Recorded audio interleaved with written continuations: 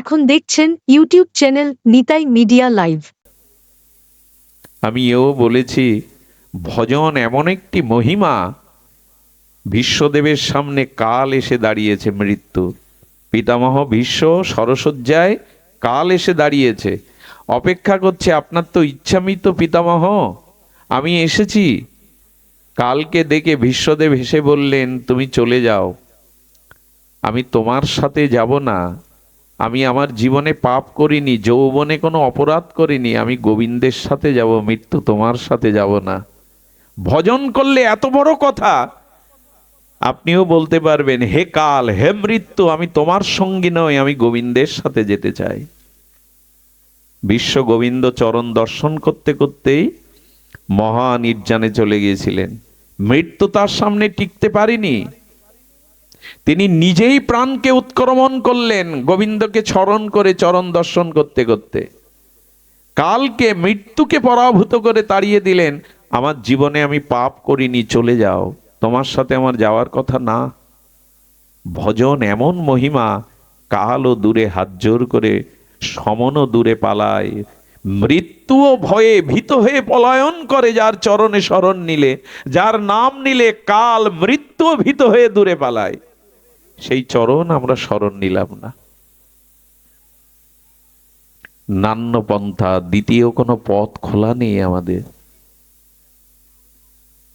সুধীজন, এই জন্য আমাদের উচিত হবে, যেন তেন প্রকারেণ কেনা উপায়েন মনা কৃষ্ণ নিষেবয়াত, যে কোনো উপায়ে মনটা ভগবানকে দিতে হবে। একটি মার্মিক কথা স্মরণে এলো, বলে ফেলি, পরে স্মরণ থাকবে না।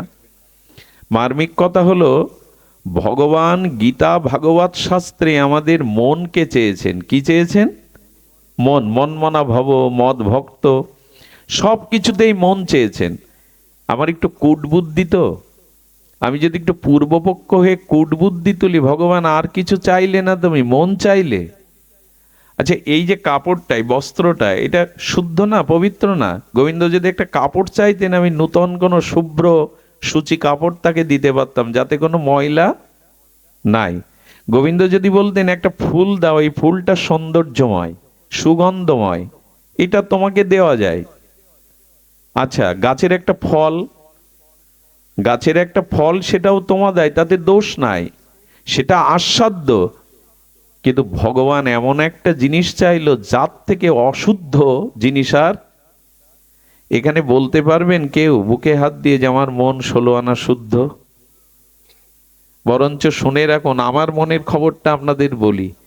অনন্ত জন্ম ধরে কামনা বাসনা কুসংস্কার পাপ অপরাধের এই অশুদ্ধ মন আমার। গোবিন্দ, তুমি আর জিনিস চাইতে পাইলে না, আর কোনো জিনিস তোমার মনে পড়লো না, এই পাপে ভরা, অপরাধে ভরা, কামনা বাসনায় গিজ গিজ করছে, এরকম অশুদ্ধ মন চাইলে? কতটুকু মার্মিক কথা। গোবিন্দ কি চাইছেন আমাদের কাছে? টাকা পয়সা? আচ্ছা, শরীরটা চাও, এটা একটু ঘষে মেজে সাবান মেখে গঙ্গা জলে চান করে তোমায় দিই। তুমি শরীর চাইলে না, অর্থ চাইলে না, চাইছো মন। অথচ সেই মনটা অনন্ত জন্মের পাপ পঙ্কিল মলিনতায় অশুদ্ধ। ভগবানের কথা খুব রহস্যময়। কেন হরি কথা শুনতে হয়? গোবিন্দ বললেন, আমি জানি তোমার মন বিষয়মুখী, আমি জানি তোমার মন, তোমার চিত্ত অনন্ত জন্মের কুসংস্কার পাপে অপরাধে ভরা, এই জন্য তোই চাইছি আমি তোমার। কারণ আমার চরণে যদি মনটা দিতে পারো, তবে আমি বলতে পারি ওই মন আর অশুদ্ধ থাকবে না, ওই মন চিরশুদ্ধ হয়ে যাবে। ওই মন তখনই শুদ্ধ হবে যদি আমাকে দিতে পারো। আচ্ছা, সোনা খাঁটি হয় কিসে দিলে? সুবর্ণ হেম সোনা খাঁটি হয় কিসে দিলে? বারবার আগুনে পোড়ালে। ভগবান বলছেন, ধাতু সোনা যদি খাঁটি হয় আগুনে পোড়ালে, আগুনের গুণ আছে। কয়লার কালত্ব যদি আগুনে কয়লা দিলে ঘুচে যায়, তেমন আমার চরণের একটা মহিমা আছে। ওই অশুদ্ধ মনটা একবার আমায় দাও, আমি শুদ্ধ করে পবিত্র করে দেব, ওই মনটা নির্মল করে দেব। অশুদ্ধ বস্তুটাই চাইছেন, পাপে ভরা, কামনা বাসনায় ভরা মন চাইছেন। ভালো যদি তোমায় দেই, তা তোমার মহিমা কি আছে গো? তুমি অন্ধকারকে আলো করতে পারো বলে, পাপীকে পাপ মুক্ত করো করতে বলেই তো তোমার চরণে শরণ নেব। গোবিন্দ দেখুন ভগবত কথার কি রহস্য। মন চেয়েছেন ওই কারণে, তোমার মনটা শুদ্ধ নয়, পবিত্র নয়, তুমি মনটা আমায় দাও, কারণ এখানে যা দেবে তা অমৃত হয়ে ফিরে আসবে। জগাই মাধায়ের থেকে পাপ আমরা কেউ করিনি।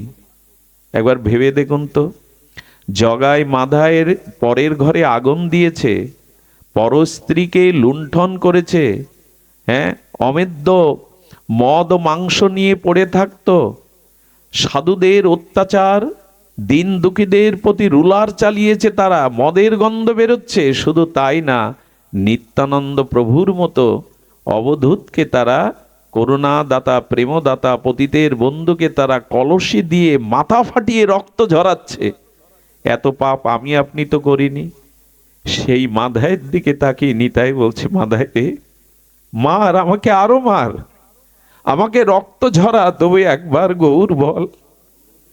এত প্রেম নিয়ে আমাদের জন্য আসছেন, এত অশুদ্ধ যে, এত স্খলিত চরিত্র যে, মেরেছিস মার, কিন্তু একবার গৌর বল।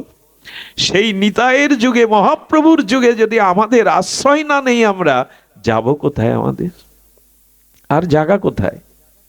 এই নিতাই চাঁদের মহিমা শুনুন। এই নিতাই হলো আমাদের বলদেব। বলদেব কুরুক্ষেত্রের যুদ্ধে, এই যুদ্ধ দেখবে না বলে, কোনো পক্ষ নেবে না বলে বলদেব চলে গিয়েছিলেন। গিয়ে দেখছেন লোমহর্ষণ ঋষি ভাগবত পাঠ করছে। লোমহর্ষণ ঋষি, যার পুত্র সুত, সেই লোমহর্ষণ ব্যাসপীঠে যখন পাঠ করছেন, তখন ভগবান বলদেব বলরাম এসে উপস্থিত। কিন্তু এই ব্যাসপীঠের একটা নিয়ম আছে, এই ব্যাসপীঠে যারা বসে ভাগবত বলেন, যদি গুরুদেবও আসে, ভগবানও আসে, তবে নিয়ম নাই ব্যাসপীঠ থেকে নেমে গিয়ে প্রণাম করা। তাকে অভিবাদন জানানো যায়, ভাগবতের মালাটা দেওয়া যায়, পাশে বসানো যায়, কিন্তু ব্যাসপীঠ থেকে উঠে যাওয়া, এটাই আসনের সম্মান। তো উনি উঠে, বলদেবকে জানেন উনি ভগবান অভিন্ন, সংকর্ষণ মূল অংশী, কিন্তু নামলেন না। বলদেবের ক্রোধ হয়ে গেল। এত ক্রোধ হলো যে, আমি ভগবান, আমাকে দেখে ব্যাসপীঠ থেকে নামলি না। একটা তৃণ ঘাস তুলে ছুড়ে দিলেন, মাথাটা কেটে পড়ে গেল ওই ব্যাসপীঠ থেকে লোমাসনে। এত ক্রোধ, এত ক্রোধ। সেই বলদেব নিতাই হয়ে এলেন। শচীসুত হইল যেই, বলরাম হইল নিতাই। সেই নিতাই এবার ঘাস দিয়ে ভাগবতের মস্তক ছেদন করলেন না, ওই ঘাসটা, ওই তৃণটা দন্তে ধরেছেন। দন্তে ধরে নিতাই কি বলছেন, আমাকে কিনিয়ে লও, বলো গৌর হরি। সেই বলদেব, কথাই কথাই যার এত ক্রোধ, যিনি ঘাস দিয়ে মস্তক ছেদন করলেন, তিনি দন্তে দন্তে তৃণ ধরে কারা? ঘাস মুখে দেয় কারা? আজ বলদেব নিত্যানন্দ সংকর্ষণ অংশী, তিনি নিতাই চাঁদ হয়ে দন্তে তৃণ ধরে নগরে নগরে বলছেন, আমাকে কিনিয়ে লও, বলো গৌর হরি। এই পাবন অবতারে যদি বাদ পড়ে যায়, আমাদের আর গতি কোথায় বলতে পারেন? এই নিতাই চৈতন্যের এত করুণা ধারায় যদি ভিজতে না পারি, এই আশ্রয় না নিতে পারি, আমাদের আর গতি কোথায়? আপনারা জানেন বলদেবের আছে হল, আছে হল মানে নাঙল। এই নাঙল দিয়ে মাঝে মাঝে হস্তিনাপুর উড়িয়ে উনি ভারত মহাসাগরে ফেলে দিতে চাইতেন। এত ক্রোধ বলদেবের। লক্ষণের তো কথায় কথায় ক্রোধ। ভগবান পরশুরামের সাথে প্রায় যুদ্ধ বাঁধিয়েছিলেন লক্ষণ।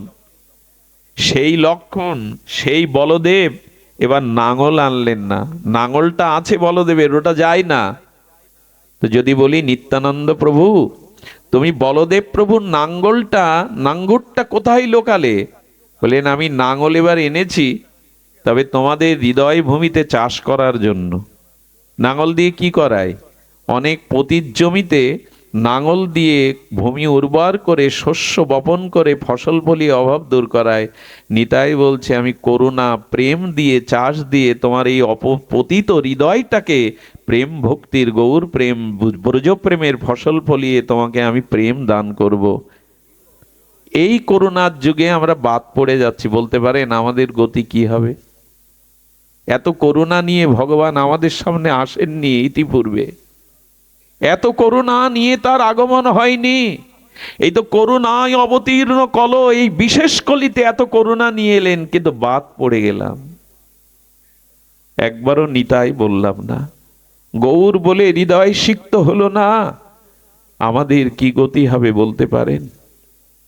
এই জন্য আসুন, সময় চলে যাচ্ছে এই অস্থির পৃথিবীতে, এই ভয় ভীতি সংকুল বস্তুতে, এই মোহপাশগ্রস্ত হতে মুক্ত হতে একমাত্র আসুন আমরা এই নিতাই গৌরের নামধর্ম প্রেম ধর্ম ভাগবত ধর্মের আশ্রয় নেই। এছাড়া আমাদের কল্যাণের দ্বিতীয় কোনো পথ খোলা নাই। নিতাই না বলিল মুখে, মজিল সংসার সুখে, বিদ্যাকুলে কি করিবে তাই? কি হবে বিদ্যা কুল ধন যদি নিতাই না বলল, গৌর না ভজল? মৃত্যুর পরে এই নিতাই বলা, গৌর বলা, হরি বলা, এই সম্পদটাই মৃত্যুর পরে কাজে লাগবে। বাড়ি গাড়ি ধন সম্পত্তি মৃত্যুর পরে কাজে লাগবে না। সেই সম্পত্তিটা বাদ দিয়ে যা আমার পরপরে শেষের দিনে কাজে লাগবে না, সেই সম্পদটাই সারা জীবন কুড়িয়ে গেলাম। খুব কি সুবুদ্ধি আমাদের! মৃত্যুর পরের অধ্যায় তো এই জাগতিক কোনো বস্তু আমায় ওখানে সাথে সহযোগিতা করতে যাবে না। যা সেদিন যাবে সেটাই তো সঞ্চয় করলাম না। ভালো লাগে আপনাদের, কত দূর দূরান্ত থেকে ছুটে আসেন এই সাধুগুরুর কৃপা করুণা, এই হরিকথাতে হৃদয়টাকে একটু সিক্ত করার জন্য, এই প্রেম ভক্তি পাওয়ার জন্য, প্রাপ্তির জন্য যে চেষ্টাটা করে যাচ্ছেন, এটা করুন।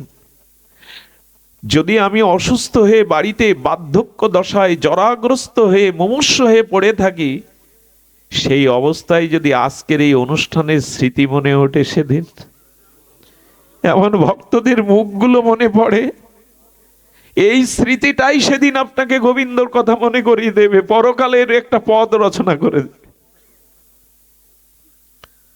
মনে তো পড়তে পারে সেই কবে কোন দিন এমনি করে সাধুসঙ্গ করেছিলাম, এমনি করে হরি কথা শ্রবণ করেছিলাম। ওই স্মৃতিটাই, ভগবত স্মৃতিটাই ওই দিনে আপনার হৃদয়ে প্রেম এনে দেবে, কল্যাণ এনে দেবে। শাস্ত্র বলছেন, কারো চিতার দিকেও যদি কোনো শুদ্ধ গোবিন্দ ভক্ত তাকায়, সুদৃষ্টি দেয়, তার আত্মার সদ্গতি হয়। কারো চিতার দিকে যদি কোনো শুদ্ধ ভক্ত তাকিয়ে দেয়, তার আত্মার একটা সদ্গতি হয়। এজন্য সময় বড় কম, আমাদের সময় বড় স্বল্প। আপনারা এই চৈতন্য নিতায়ের করুণা থেকে কেউ বাদ যাবেন না, কেউ বাদ যাবেন না। একটা ভক্ত চরিত্র বলি, এটা নূতনিক ভক্ত চরিত্র, অনুভূতির বিষয়। আজকের পরিবেশটা বড় শান্ত, এই জন্য হয়তো এই চরিত্র কথাটি আসছে। শ্রী বৃন্দাবলীজি, ইনি ছিলেন বলি রাজার সহধর্মিনী। বৃন্দাবলী, এই বৃন্দাবলীজি একটা অদ্ভুত চরিত্র। সে চরিত্র বড় মহিমান্বিত। এই বৃন্দাবলীজির মতো স্ত্রী জগতে দেখা যায় না। খুব ধ্যান দিয়ে শুনতে হবে। গ্রন্থকার এখানে বলছে বামন অবতার। বামন অবতারের কথা মনে আছে আপনাদের? বামন অবতার যজ্ঞে, বলি মহারাজের যজ্ঞে গিয়ে দান চাইলেন। সেই দানে 3 পদ জায়গা চাইলেন। 2 পদ দ্বারা সমস্ত অনন্ত বিশ্ব ব্রহ্মাণ্ডকে গ্রহণ করলেন। আরেকটি পা নাভিকমল থেকে প্রকাশ করে তার মাথাকে আর চরণে আত্মসাৎ করে নিলেন। তাকে জগতের রাজা থেকে সুতল প্রদেশে পাতালে পাঠিয়ে দিলেন। আমার স্বামীকে যদি ভগবান এই ছলনা করে 3 পাদ জাগা দানের দ্বারা এইভাবে আমাকে গ্রাস করে পাতালে পাঠায়, তার স্ত্রী ভগবানকে কি বলতে পারে? কেন ছলনা করলে? কেন বামন রূপ ধরে এলে? কেন দান গ্রহণের ছলে তার সর্বস্ব কেড়ে নিলে? কেন তাকে পাতালে সুতলে পাঠিয়ে দিলে? এই ছিল আমাদের বিচার। কিন্তু বৃন্দাবলী কি বিচার করছে? কেন ভগবত ভক্তির প্রয়োজন কেন জানেন? ভগবত ভক্তি যদি একবার আপনার মধ্যে আসে, তাহলে ভগবানের প্রত্যেকটি কাজের মধ্যে আপনি কৃপা, করুণা, লীলার মধ্যে অনুভব করতে শিখবেন। প্রত্যেকটি ভগবানের প্রত্যেকটি বিধানের মধ্যে আপনি করুণা, কৃপাকে উপলব্ধি, তখন আর হাই হাই করবেন না। হাই হাইয়ের বদলে তখন হরি হরি হয়ে যাবে। আহা, তোমার কি করুণা! তো নিজের পতিকে বেঁধে রেখে আর এইভাবে আত্মসাৎ করার পরেও বৃন্দাবলীজির পেছনে কি পথ এটা? ও এই জন্য তো তিনি কি করলেন? সেই সময় ভগবানের স্তুতি করে বৃন্দাবলী কি বলছেন দেখুন। কোন স্বামীকে যদি এই করে, তার স্তুতি করে ভগবানকে, কি বলছে বৃন্দাবলী দি, প্রত্যেকটি কথা একটু সতর্ক সহিত শুনুন। বৃন্দাবলী বলছে, রাজা, আচ্ছা প্রভু, রাজা মানে আমার পতি বলি মহারাজা আপনার সেবক, আপনাকে সে কিছুই দেয়নি। এই দেখুন স্তুতি করছে কিভাবে। আমি আপনাদের হৃদয়ে কথাটা পৌঁছে দিতে পারছি না, কথাটা এমন মার্মিক কথা, যদি আপনাদের হৃদয়ে দাগ কেটে দিতে পারতাম, সে ক্ষমতা, সে সাধনা তো আমার নাই। তবে একটু কষ্ট হলেও শুনুন। সর্বস্ব হরণ করে, ছলনা করে, দানের নাম করে কেড়ে নেওয়ার পরে তার স্ত্রী কিভাবে ভগবানের স্তুতি করছে, এটা বড় অদ্ভুত বিষয়। আমার মনে হয় এরকম চরিত্র আমি ভাগবতে পাইনি। বৃন্দাজি বলছেন যে প্রভু, আপনার সেবক হয়ে, অর্থাৎ আমার পতিদেবতা বলি মহারাজ আপনার সেবক হয়ে তার অভিমান এসেছিল আমি দাতা। দেখুন উল্টে কিভাবে এই স্তুতি করছে ভগবানের। আমরা হলে কি বলতাম? তুমি ভগবান রূপে এসে ছলনা করে সব কেড়ে নিল। উল্টে বলছেন, আমার স্বামী তোমার সেবক, তোমার দাস, আর তোমার দাস হয়ে এসে প্রভুর অভিমানে তোমাকে দান দিল, এটা তার অন্যায়। ভাবনাটা একবার ভেবেছেন? আচ্ছা, আমরা গোবিন্দের দাস না প্রভু? আমরা সকলেই ভগবানের দাস। তো রাজা, আমার পতিদেবতা বলি রাজা, রাজা হলেও তো আপনার দাস, কিন্তু তার অভিমান এসেছিল সে রাজা, সে দাতা। আচ্ছা, কি দিল আপনাকে ভগবান? এই অনন্ত বিশ্ব ব্রহ্মাণ্ডের অনুপরমাণু সবই তো তোমার। সে তোমাকে কি দিল? তোমারই বস্তু তোমাকে দিল, তাতে তার এত অভিমান কেন দানের? এরকম করে ভাবা যায়? একবার আমি কথাটা পড়ার পরে না মাথা ঘুরছিল। বান মারলে যেমন শিকারি বান মারলে যেমন সে ঘুরতে ঘুরতে পড়ে যায়, এই কথাগুলো, কিছু কথা এমন, সিদ্ধান্ত এমন আছে মাথার মধ্যে আসলে মাথা ঘুরতে থাকে, ওর থেকে বাইরে যেতে পারবেন না। বলছেন সে তো কিছু দান করেনি, কারণ অনন্ত বিশ্ব ব্রহ্মাণ্ডে সব আপনার। আপনার বস্তু আপনাকে দেখায় দান বলে? বৃন্দাবলী এই কথা বলছেন, প্রভু আমি বড় দানি, এই অভিমান বরঞ্চ আমার স্বামীর এসেছিল, সেই অভিমান তুমি ভঙ্গ করে দিলে। কারণ অভিমানটাই ভক্তির পথে বাধা, সেটা তুমি দূর করে দিলে করুণা করে। সব কেড়ে নেওয়ার পরে কারো সহধর্মী এরকম ভক্ত না হলে বলা যায়? এভাবে ভাবা যায় যে সে সেবক হয়ে রাজা হয়ে বসেছিল, আর তোমাকে দান করার অভিমান তার এসেছিল, কিন্তু যার বস্তু তাকে দেওয়া দান বলে না, কিন্তু তার অভিমান এসেছিল। সেই অভিমানের বশবর্তী হয়ে আমি দানি, এই অভিমানকে তুমি ভেঙে দিয়েছো প্রভু। অনন্ত কোটি ব্রহ্মাণ্ডের স্বামী তুমি, মালিক তুমি, প্রভু তুমি, ভর্তা তুমি, তবু সে নিজেকে স্বামী বলে, রাজা বলে অভিমান করেছিল। আর ভিক্ষুক হয়ে আজ তোমার বস্তু তোমাকে দান দিয়ে দাতা সেজেছে, ক্ষমা করে দাও। কি অনুভূতি! ক্ষমা করে দাও। এভাবে ভাবলে কারো আর দুঃখ থাকে গো? এই জন্য জীবনে যে কষ্ট দুঃখ যায় আসুক, এটা ভগবানের কৃপা মনে যদি করতে পারেন, তাহলে দুঃখ আর আপনাকে স্পর্শ, যন্ত্রণা আর আপনাকে যন্ত্রণা কাতর করবে না। এতে আপনার বড় অপমান হয়েছে প্রভু। সেবক হয়ে রাজা সেজেছে, তোমার বস্তু তোমাকে দিয়ে দানি হয়েছে, এতে বড় অপরাধ হয়েছে, ক্ষমা করে দাও প্রভু। আহা, ক্ষমা করে দাও। তোমার বস্তু তোমাকে দিয়ে সে দাতা সেজেছে, এতে আপনার বড় অপমান হয়েছে। কৃপা করে করুণা করে তুমি তার দম্ভকে চূর্ণ করে দাও, দম্ভকে তুমি চূর্ণ করে দাও। মা ওখানে কথা বলো না, বারান্দায় কথা বলো না, চূর্ণ করে দাও। প্রভু, তোমার এই করুণা, তোমার এই দানে আমি শত সহস্র গুণ পরম আনন্দ পেয়েছি। সব হারিয়ে কথা কারা বলতে পারে মা? বাবার একটু ধ্যান দিয়ে শুনুন। সব হারিয়ে বলছে প্রভু, আহা প্রভু, করুণা করে তুমি আমাদের আশ্রয় দিয়ে আমাদের ধন্য করেছো। রাজা বলির এই মহিমাকে বৃন্দাবলীজি অপূর্বভাবে ব্যাখ্যা করছেন। পতিকে অত্যন্ত অভিমান করে বেঁধে রাখলেন, নরকে পাঠালেন, এটা উচিত ছিল, কিন্তু আপনি করুণা করে তার দুয়ারে দাঁড়ি হয়ে গেলেন। আপনার বস্তু আপনাকে দিয়ে সেবক হয়ে দাতা অভিমানে গোবিন্দ কি করেছিলেন জানেন? সুতল রাজ্যে বলিরাজের দাঁড়ি হয়ে দাঁড়িয়েছিলেন। সর্বস্ব দিলে আমায়, সব দিয়ে দিলে, তবে যে সব আমাকে দেয় আমি তার দাস হয়ে যাই, আমি তার দাস হয়ে যাই। বৃন্দাবলী কোনো দোষ দেখছেন না, ভগবান দাস হয়ে গেলেন। এমন করুণা আর কারো জগতে আছে গো? সবাই তো আমাকে দাস বানাতে চায়, আর গোবিন্দ বললেন যে আমার দাস হয় আমি তার দাস হতে চাই।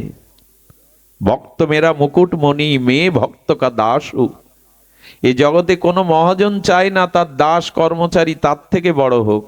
হ্যাঁ, বাড়ি গাড়ি করে দিতে পারে, কিন্তু তার থেকে বড় হোক চায় না। আর গোবিন্দ বললেন যে আমার চরণে শরণ নেয় আমি তাকে মাথার মুকুট করে আমি তার দাস হয়ে থাকি। এটা প্রমাণ করে বলছেন, বলিরাজের দুয়ারে তিনি দাঁড়ি হয়ে দাঁড়িয়েছেন।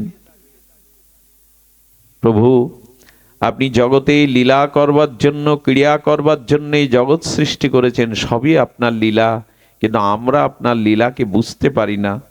আমরা মোহিত হয়ে যাই মায়ার দ্বারা। আমরা মিথ্যা কর্তৃত্ব অভিমান, আমি কর্তা, এই অভিমানে আমরা নষ্ট হয়ে যাই। সেই অভিমান দূর করে তুমি এ দাসকে কৃপা করতে এসেছো। সর্বস্ব কেড়ে নিলে যিনি এটা বলতে পারেন, এটাই ভক্ত চরিত্র, এটাই ভক্তের মহিমা। সুধীবৃন্দ, দ্রৌপদীর 5 পুত্রের মাথা যে কাটলো রাতের অন্ধকারে ঘুমন্ত সন্তানদের, তার মাথা কাটার সময় যখন এলো, দ্রৌপদী অর্জুনকে বলছে, কৃষ্ণকে বলছেন, না, আমার কোল হারিয়েছে, আমি সন্তান হারায়ে যে ব্যথার অশ্রু ফেলছে, আমি চাই না আমার কারণে অন্য কোনো মায়ের কোল খালি হোক। এটা কারা ভাবতে পারে? দ্রৌপদীর মতো ভগবানের প্রিয় ভক্তরাই এই কথা ভাবতে পারে। আমার মনে হয় কি জানেন, আমার মনে হয় দুঃখটাও সুখের রূপ নেয় যদি ভজন থাকে সাথে, ভগবৎ ভক্তি সাথে থাকে, দুঃখটাও সুখের রূপ নেয়, বিষ অমৃত রূপ নেয়। আর এই ছাড়া বর্তমান সময়ে ভালো থাকার, শান্তিতে থাকার অন্য কোনো উপায় নাই। এই দেখুন তার প্রমাণ। সব নিয়ে নিলে তিনি বলছে, বৃন্দাবনে বলে প্রচুর ক্রিয়া করার জন্যই জগৎ সৃষ্টি করেছেন, সবই আপনার, তবু সেই লীলার দ্বারা আমাদেরকে আপনি ধন্যাতি ধন্য করছেন। মায়ায় মোহিত হয়ে, নির্লজ্জ হয়ে আমরা নিজেকে অভিমান করি আমি কর্তা, কিন্তু আপনি কৃপা করে এমনি করে চরণে আশ্রয় দেন। বলি মহারাজের কীর্তি জগতে তুলে ধরলেন। আমাদের একটা কথা এখানে বলা দরকার, এই কথাটা একটু হৃদয়ে লিখে নেওয়া দরকার। আমি কথাটা বারবার বলি, হৃদয়ে লিখুন। এখানে শ্রী রামানুজাচার্য, ইনি এই পরম আচার্য চতুর্সম্প্রদায়, তিনি একটা কথা বলেছেন, হে নাথ, যা কিছু আমার, আমি স্বয়ং সব আপনারই, সবই আপনারই। উনি বলতে বলতে 3টে বিষয় এখানে বলেছেন। বৃন্দাবলী তিয়াসী না দেখি কহু তিয়া নয় ন, শব্দটি ধ্যান দিন। দুর্লভ বৈষ্ণব রাজা, দুর্লভ বিপ্র বৈষ্ণব, দুর্লভা বৈষ্ণবী নারী অতি দুর্লভ দুর্লভা। শ্লোকটি বড় মূল্যবান। এখানে কি বলছেন? রাজা যদি বৈষ্ণব হয়, কোন দেশের রাজা যদি বৈষ্ণব হয় তবে তার শাসনের কারণে প্রজারাও ভক্ত বা বৈষ্ণব হয়ে যায়। তবে রাজা শুদ্ধ ভক্ত রাজা এই জগতে বড় বিরল। যদি হয় তাহলে জানতে হবে সেটা দুর্লভেরও দুর্লভ, সেটা দুর্লভেরও দুর্লভ। অম্বরীশের মতো রাজা যদি হয় তাহলে প্রজাদেরকেও তিনি ভক্তিময়। এনি কোনো রাজ্যের রাজা যদি ভক্ত হয়, বৈষ্ণব হয়, তবে সেই দেশের প্রজারাও দলে দলে ভক্ত হয়ে যায়। তাই বলেন দুর্লভ বৈষ্ণব রাজা, দুর্লভ বিপ্র বৈষ্ণব। একটা কথা বলি, ব্রাহ্মণ যদি কখনো বৈষ্ণব হয় জানবেন তার থেকে শ্রেষ্ঠ আর এই জগতে নাই। কিন্তু কিছু মনে নেবেন না, ব্রাহ্মণ কুলে জন্মানোর পরে আমাদের একটা অভিমান থাকে, আমরা কিছু অপরাধ না নিলেন ব্রাহ্মণরা প্রায়শ হরিভক্তি পরায়ণ হতে চায় না। যদি কেউ হয় তবে জানবেন তার থেকে শ্রেষ্ঠ আর কেউ নাই। ব্রাহ্মণ যদি হরিভক্তি পরায়ণ হয়, ব্রাহ্মণ যদি বৈষ্ণব হয়, জগৎকে তরাতে পারেন তিনি। কিন্তু যদি অভিমান নিয়ে বসে থাকে আমি জাতির শ্রেষ্ঠ, আমি পণ্ডিত, আমি অমুক, আশ্চর্য হতে হয়। কিছু মনে করবেন না, যজমানের বাড়িতে এক গ্লাস জল খায় না পাত্রে, অথচ চার দোকানে সে চা খায়। এদের দিয়ে সমাজে কি হবে বলতে পারেন? যজমানের বাড়িতে একটা নতুন গ্লাসে আমি এই পরের বাড়িতে কিছু, অথচ চার দোকানে তাকে চা খেতে দেখবেন। এটা কি ব্যাখ্যা করবেন? এই জন্য ব্রাহ্মণ হয়েও যদি বৈষ্ণব হয়, ভক্ত হয়, তার থেকে শ্রেষ্ঠ আর এই জগৎ, এটা দুর্লভেরও। এই জন্য সহসা পাওয়া যায় না। যদি পাওয়া যায় তবে তাকে শ্রেষ্ঠত্ব দিবেন, তাকে মান্যতা দিবেন। আরেকটি দুর্লভ আছে, দুর্লভা বৈষ্ণব নারী অতি দুর্লভ দুর্লভা। বৈষ্ণব রমণী মানে বৈষ্ণব নারী পাওয়াও জগতে বড় দুর্লভ। নারী যদি ভক্তা হয়, নারী যদি পরম বৈষ্ণবী হয়, তার থেকে শ্রেষ্ঠ এই জগতে আর কিছু। মায়েরাই গড়ে, মায়েরাই ভাঙতে পারে।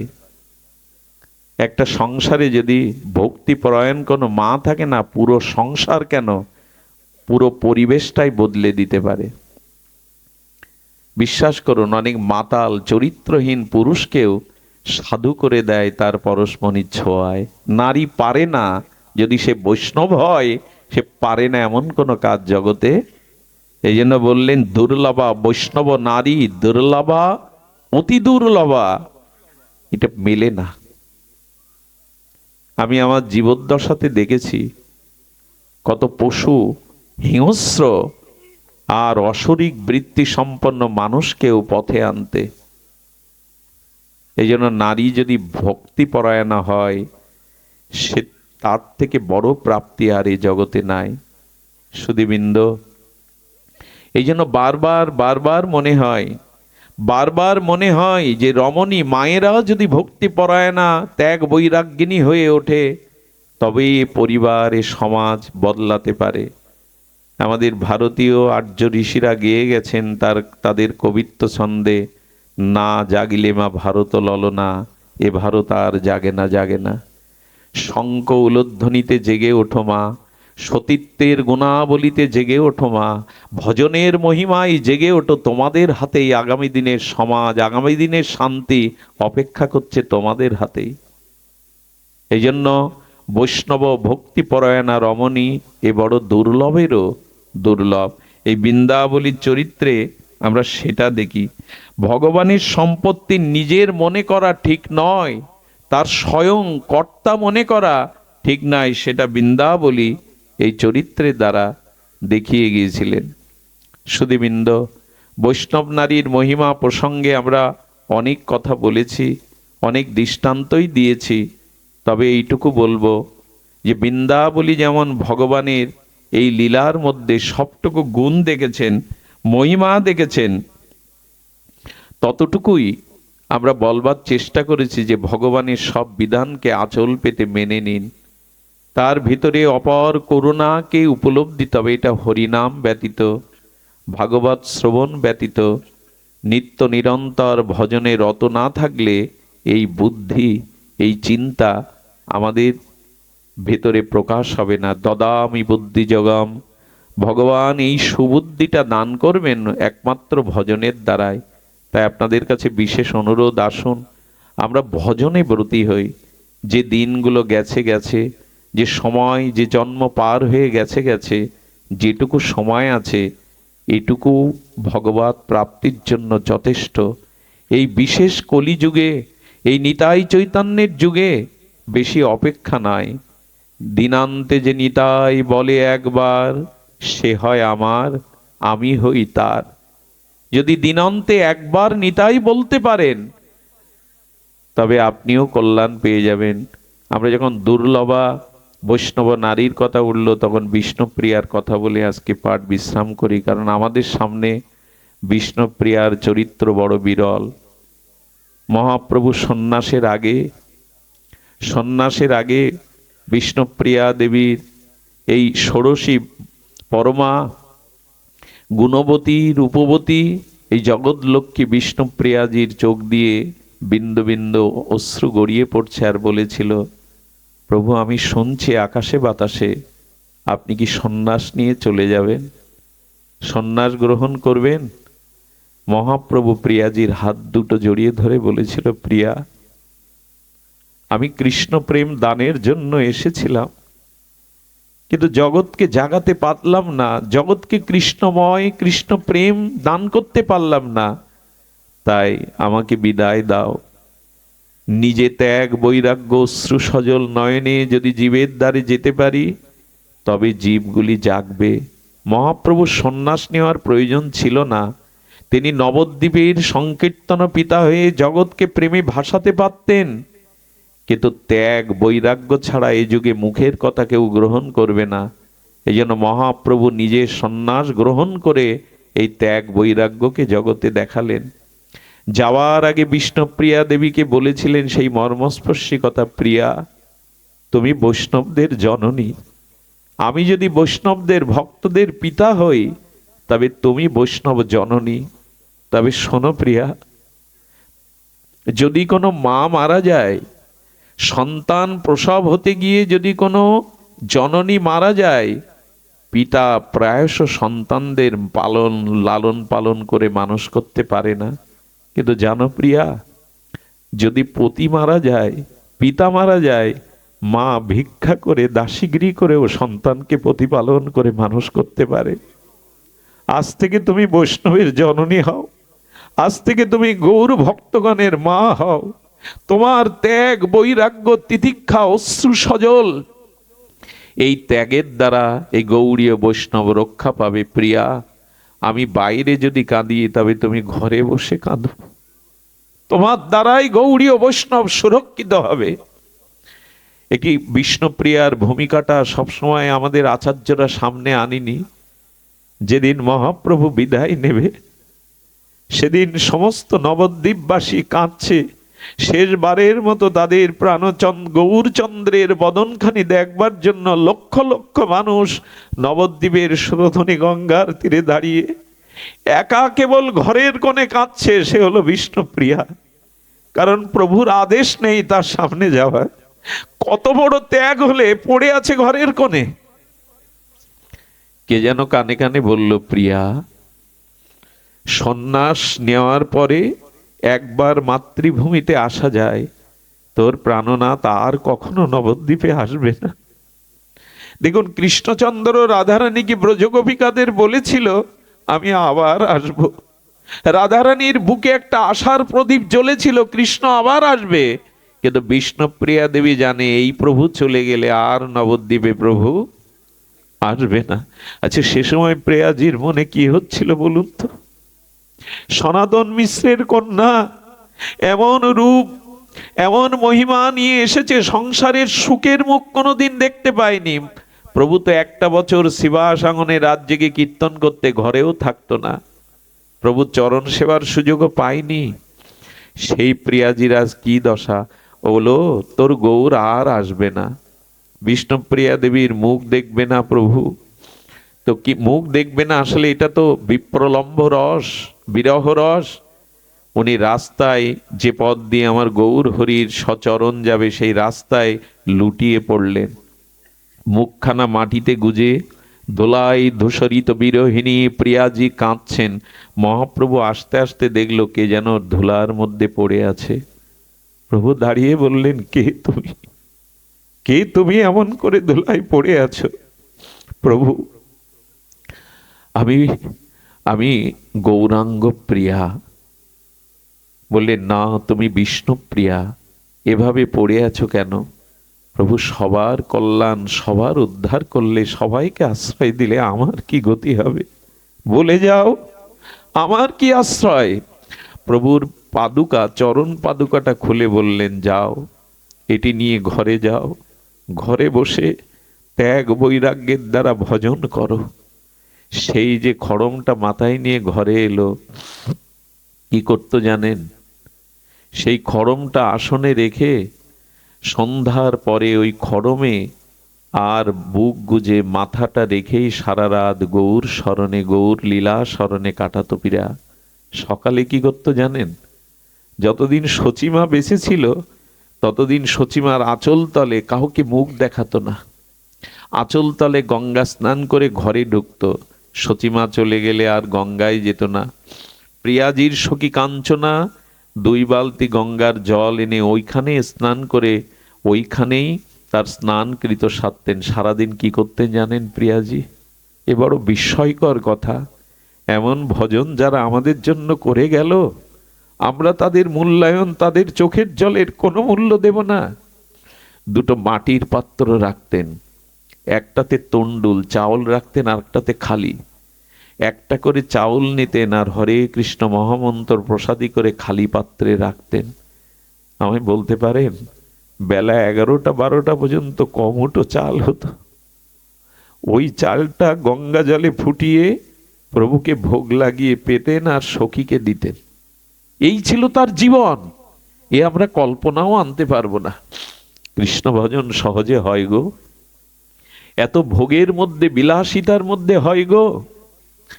আর কি করতেন? ওই খড়ম, সেই খড়মটা যদি দেখতে চান ধামেশ্বর মহাপ্রভুতে যাবেন। আমার ভাগ্য হয়েছিল মাঝে নবদ্বীপে একটু হরি কথা বলার, শান্তিপুরে। ওখানে যিনি বাবাজি আছেন তিনি আদর করে হাত ধরে নিয়ে প্রভুর পুষ্প চন্দন মালা তুলসী দিয়ে খড়মটা দিয়েছিলেন বুকে।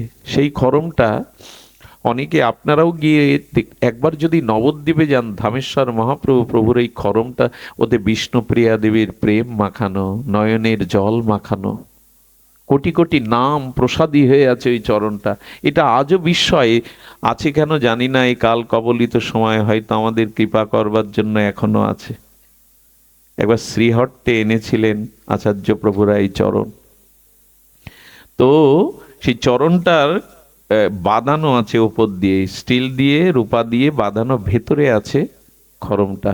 প্রিয়াজির এইভাবেই দিন চলতে লাগলো, নিত্য নিরন্তর এই নামময় বিপ্রলম্ব রসে ভাসতে ভাসতে কি গড়ল জানেন? বিরহ যখন আর চরমে, প্রিয়াজি আর দেহ রক্ষা করতে পারছেন না, মহাপ্রভু আদেশ দিলেন যে নিম্ন বৃক্ষের তলে প্রভুর আবির্ভাব হয়েছিল, বলল এই নিম গাছটা কেটে প্রভুর একটা বিগ্রহ তৈরি করতে।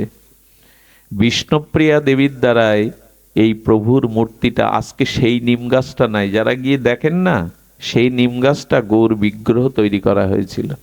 এটা পরবর্তীতে লাগানো, তবু তো সেই মাটি, সেই আলো বাতাস, সেই জন্য ওই বৃক্ষকে এখনো মানুষ সম্মান, প্রণাম, বন্দনা, পরিক্রমা করে, করতে হয়। এটা এখনো সেই মাটি তো নিয়ে যেতে পারেননি, সেই অনুভূতি আছে। সুধীবৃন্দ, প্রিয়াজি নিত্য নিরন্তর কি করতেন জানেন? কাঞ্চনা বলছেন, এত রূপ নিয়ে এসেছিলি সখী, ভালো কাপড় কেন পরিস না? মলিন কাপড় পরে কেন থাকিস? বলে, যার প্রভু জীব উদ্ধারের, জীবকে প্রেম দানের জন্য গম্ভীর আর গাম্ভীরার মধ্যে মাথায় বালিশ নেই, পালঙ্ক নেই, শয্যা নেই, পড়ে থাকে, তারই বৈরাগ্য ত্যাগ ব্রত নিয়ে আমার কি শোভা পায় সাজা? মেঝেতে পড়ে থাকতেন, খাটে শয়ন করতেন না, মলিন বস্ত্র পরিধান করতেন। বিপ্রলম্ভ গৌর বিরহ, হাড় কখানা ছিল জ্যোতি যেন চাপা অগ্নির মতো। মহাপ্রভুর ওই বিগ্রহ যেদিন দেখলেন, সাক্ষাৎ গৌর মনে করে, প্রাণ প্রতিষ্ঠা মনে করে জড়িয়ে ধরলেন। কিন্তু ভক্তরা দেখলো এইভাবে যদি বিষ্ণুপ্রিয়া মহাপ্রভুকে সাক্ষাৎ বিগ্রহের মধ্যে দেখতে তবে লীন হয়ে যাবে, তাই বিষ্ণুপ্রিয়ার ভাইদের কাছে এই বিগ্রহের অর্চনের দায়িত্ব দেওয়া হয়েছিল এই যাদব মিশ্রের কাছে। একদিন মহাপ্রভুর আবির্ভাব দোল পূর্ণিমার দিন, এটাকে গৌর পূর্ণিমা বলে। কথাটা এই কারণে বলছি, গৌর পূর্ণিমা সমাগত সামনে আসছে। আমার কষ্ট লাগে কোথায় জানেন? যে দেশে গৌর বাঙালির হৃদয় মতিয়া নিমাই কায়া ধরে এলো, সেই বিশ্ববন্দিত রাধা কৃষ্ণ মিলিত তনু প্রেম তত্ত্ব গৌর পূর্ণিমাকে খোঁজ রাখি না, অথচ দুর্গা পূজাকে জাতীয় পূজা মনে করি আমরা। দুর্গা পূজাকে আমি জাতীয় পূজা স্বীকৃতি দিতে নিষেধ করছি না, কিন্তু যে দুর্গা গৌর চরণ বন্দনার জন্য নবদ্বীপে গিয়ে তপস্যা করলেন, সীমান্ত দ্বীপ নামে ওই দ্বীপটার নাম হয়েছে, সেই দুর্গা পূজাকে আমরা জাতীয় উৎসব বলি, অথচ গৌর পূর্ণিমার খোঁজ আমরা, এটা বাঙালি হিসাবে আমাদের ব্যর্থতা। এই বাঙালির ঘরে মহাপ্রভু এলেন, রাধা কৃষ্ণ, সারা অনন্ত বিশ্ব ব্রহ্মাণ্ড যার হরিনামে আজ ভাসে, আজ তার আবির্ভাবকে আমরা পালন করি না, অথচ দুর্গা পূজাকেই আমরা জাতীয় উৎসব। দুর্গা পূজা করুন, তাতে বাধা নাই, কিন্তু মহাপ্রভু কোথায়, তাকে কি স্মরণ করি বছরের তার আবির্ভাব দিনে? আসছে গৌর পূর্ণিমা, একটু উপবাস থাকবেন, সন্ধ্যায় অভিষেক করে একটু সংকীর্তন নাম গৌর লীলা চরিতা বলি আস্বাদন করবেন। এটুকু হাত জোড় করে অনুরোধ করে গেলাম, কারণ মহাপ্রভু না এলে আমাদের সামনে অন্ধকার ছাড়া কিছুই থাকতো না। কোথায় এই ভাগবত, কোথায় এই হরিনাম, এটা কোথাও পেতাম না। করুণায় অবতীর্ণ হয়ে তিনি দিয়ে গেলেন। সেই বিষ্ণুপ্রিয়া দেবী গৌর আবির্ভাবের দিনে তার বিরহের তরঙ্গ উঠল। নিত্যানন্দ শক্তি মা জাহ্নবা আর অদ্বৈত শক্তি আমাদের সীতা ঠাকুরের দুইজন দেখতে গেলেন। দেখলেন কখনো হাড় আছে, বাছা কাঁদতে কাঁদতে বিরহে, এ কি করেছিস দশা? জাহ্নবা মা সীতাকে দেখে জড়িয়ে ধরলেন, মা আর পাচ্ছি না, প্রভুর বিরহে আর আমি সহ্য করতে পারছি না, মা আমাকে কোল দাও, আমাকে আশ্রয় দাও। এই জাহ্নবা আর বসুদা আমাদের সীতা ঠাকুরানী, তারা বিষ্ণুপ্রিয়াকে ঘুমটা দিয়ে আনলেন মহাপ্রভুর বিগ্রহের পাশে। চারিদিকে ভক্তগণ হরিনাম সংকীর্তনের তরঙ্গে আকাশ বাতাস মুখরিত করেছে। আর মহাপ্রভুর সেই বিগ্রহ দেখে বিষ্ণুপ্রিয়া দ্বার খুলে ভেতরে প্রবেশ করলেন।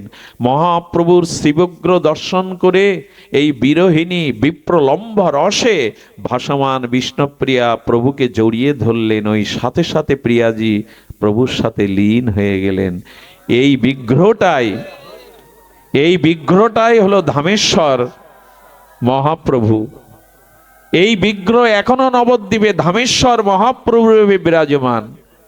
এই বিষ্ণুপ্রিয়া দেবীর ত্যাগ বৈরাগ্য আমাদের গৌড়ীয় গণের অস্তিত্বকে বজায় রেখেছে। এত অশ্রু জল, এত ত্যাগ বৈরাগ্য, তার কোনো মূল্য কি আমরা দেব না? আসুন, যারা এসেছেন কৃপা করে এই আঙিনায়, এই হরিকথা শ্রবণে জীবনের যেটুকু সময় অবশিষ্ট আছে, আসুন আমরা গৌর চরণে, নিতাই চরণে সমর্পিত করে ভক্তি জীবন, ভজন জীবনকেই গ্রহণ করি।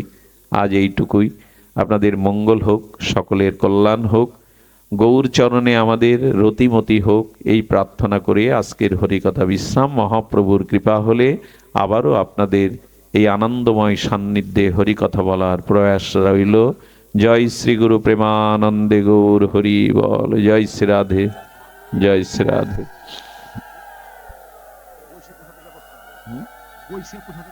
সুধীজন, আপনারা বসে প্রসাদ পাবেন। কৃপা করে, করুণা করে, খুব গভীর রাত হয়নি, আপনারা কৃপা করে এখানে একটু বসে প্রসাদ পাবেন। গৃহকর্তার ইচ্ছা অভিলাষ, প্রসাদ নিয়ে তবে ঘরে ফিরবেন। জয় রাধে। বাবা একটু কীর্তন করুন বাবা, পাঠ কীর্তন। না বাবা, আমার গলা নাই বাবা। না বাবা, ওই যে বাবা আছে, ওরা, তোমরা আছো, একটু কীর্তন করো। বাবা গলা নাই। জয় রাধে, জয়। একটু কীর্তন করো, পাঠ কীর্তনটা করো, ছোট ছোট করে করো।